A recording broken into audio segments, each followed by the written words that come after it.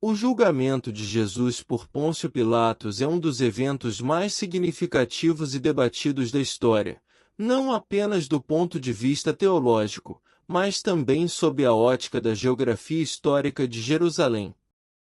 Muitos estudiosos e peregrinos se questionam sobre o local exato onde este julgamento ocorreu, influenciando até mesmo a rota tradicional da Via Dolorosa, um caminho percorrido por devotos há séculos.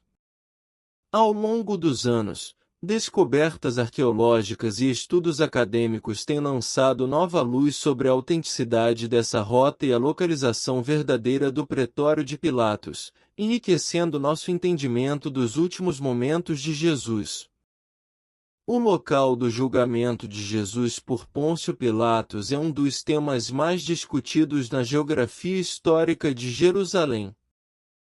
Durante mais de 1500 anos, peregrinos cristãos têm seguido os passos de Jesus através de uma rota devocional conhecida como Caminho da Cruz, que vai do local da condenação até o local de sua crucificação. Como explicado por Jerome Murphy O'Connor, tanto o percurso quanto o número de estações mudaram ao longo dos séculos. A rota moderna, famosa como a Via Dolorosa, em latim, Caminho da Dor, com suas 14 estações, foi estabelecida na década de 1700 pelos monges franciscanos. Aqui, vamos explorar um dos locais significativos ao longo desta jornada. Entre as estações 2, a flagelação, e 3, a primeira queda, encontra-se um arco romano que atravessa a rua.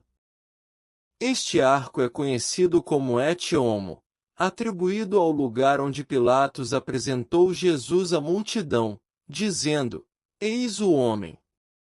No entanto, há duas questões principais relacionadas a esta tradição. A primeira envolve o linguístico, começando pelo nome Et Homo. Embora seja verdade que os prefeitos romanos, como Pôncio Pilatos, usassem o latim em certas ocasiões formais, na província oriental da Judéia, o grego era a língua mais amplamente utilizada. O latim era predominante nas províncias ocidentais do Império, por exemplo, Gália, Britânia, África, mas nas províncias orientais, como Síria, Egito, Ásia, era reservado para inscrições oficiais e comunicação administrativa com Roma. Portanto, quando um governador romano como Pilatos se dirigia a uma multidão em Jerusalém, ele provavelmente usava o grego. Isso pode ser comparado a um soldado da ONU da Noruega no Mali usando inglês, uma língua amplamente compreendida, em vez de norueguês ou francês, a língua oficial local. No Império Romano do I século, o grego tinha um papel similar ao inglês hoje. Segundo o Evangelho de João, as palavras de Pilatos foram: Ide ho anthropos, que se traduz literalmente como vejam o ser humano. Isso difere de et homo, que significa aqui está o homem. A palavra grega é um imperativo que exige uma observação cuidadosa, enquanto et em latim é mais um apontamento sem a mesma força de perceber ou observar. A segunda palavra, anthropos, se refere a um ser humano em geral, em contraste com aner, que designa um homem adulto ou marido. Assim, a ênfase de Pilatos não estava apenas na figura masculina de Jesus, mas na sua humanidade. Ele queria que a multidão reconhecesse a seriedade do pedido. Vocês têm certeza de que querem isso? O segundo problema com o arco et homo é sua localização histórica.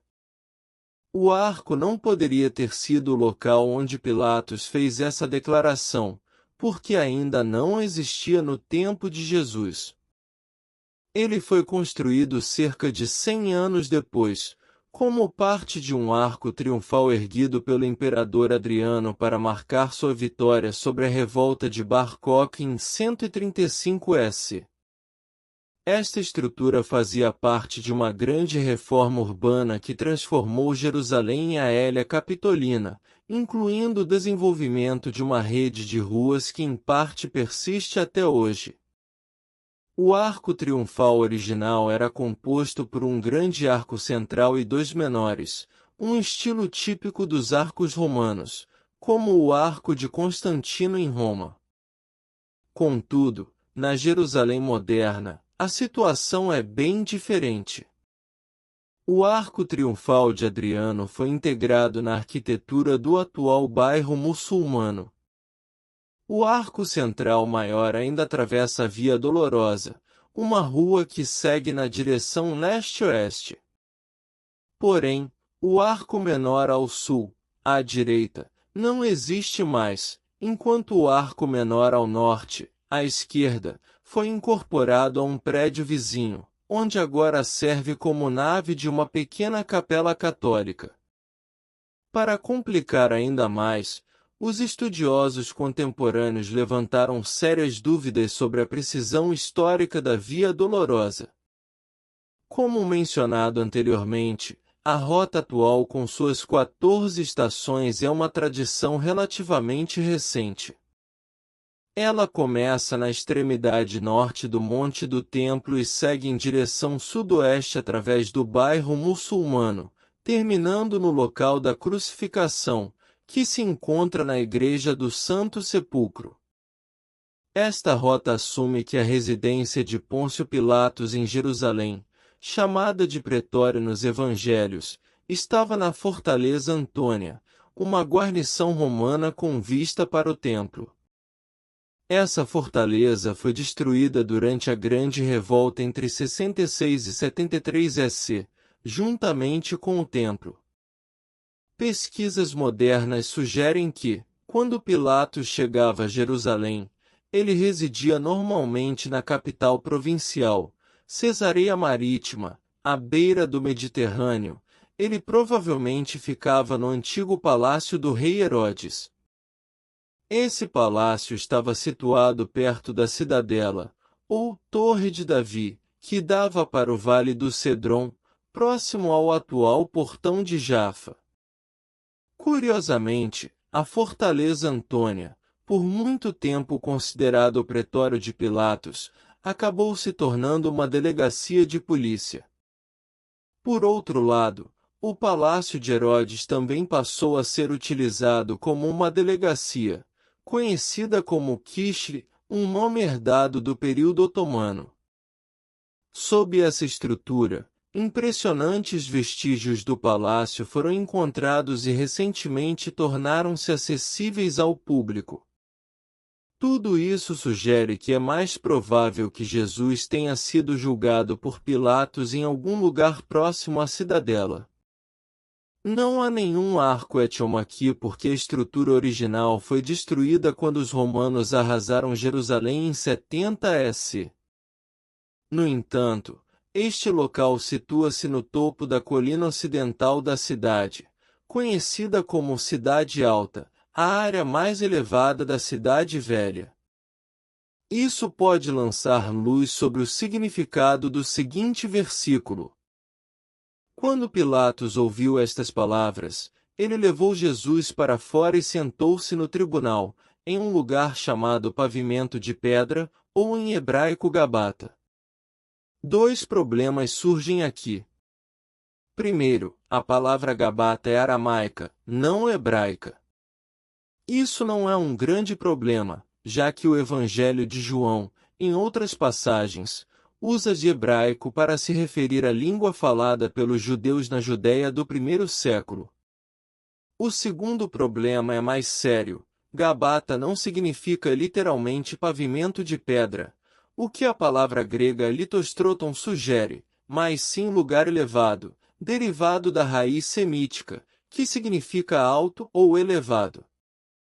Embora essa teoria não tenha aceitação unânime, O palácio de Herodes parece uma escolha mais coerente que a fortaleza Antônia para o local do julgamento de Jesus. Em resumo, o local exato do julgamento de Jesus por Pilatos continua sendo um assunto fascinante e complexo, envolvendo história, arqueologia e tradições religiosas.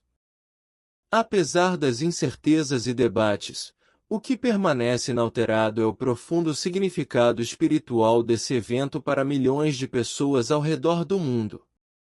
Ao refletirmos sobre essas questões, somos lembrados da importância de preservar e estudar esses lugares que marcam momentos cruciais da fé cristã.